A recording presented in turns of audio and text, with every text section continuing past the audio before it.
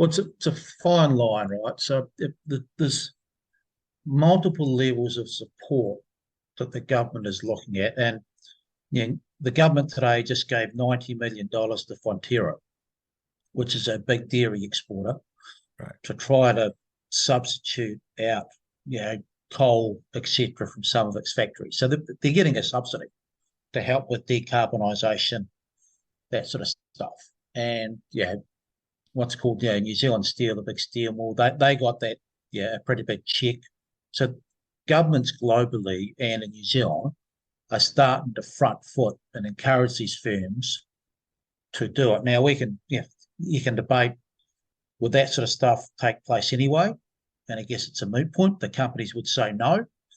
I suspect they would have done it eventually. So all the government checkbook does is sort of accelerate a little bit further along the path in regard to where it sits. But if I go back to sort of what I said earlier on about trade is now taking on security characterizations, and it's security in food, energy, and technology. And what we're seeing globally is that the checkbook's being opened to actually drive, that alteration of supply chain to get a little bit more dependence into the supply chain, because the world is becoming increasingly separate.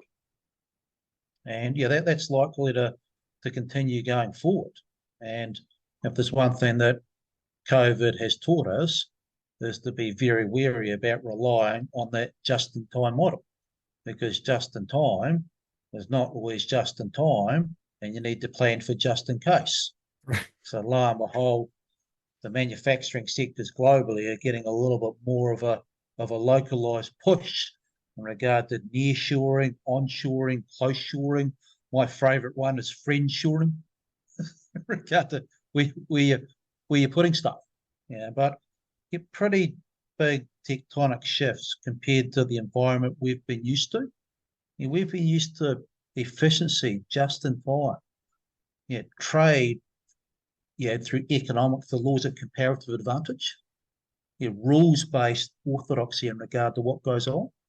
And those are not the maximum we're operating with going forward. And it's fine to shift to a new model, but there's going to be costs from that model. And I guess one of the big costs is that does not look like a disinflationary world to me. It looks like a world with a bit more inflation than what we've been used to, which means a bit higher interest rates than what we've been used to. So there's no free lunch here when you start to overlay those geopolitical concerns or differences on the wider macroeconomic picture.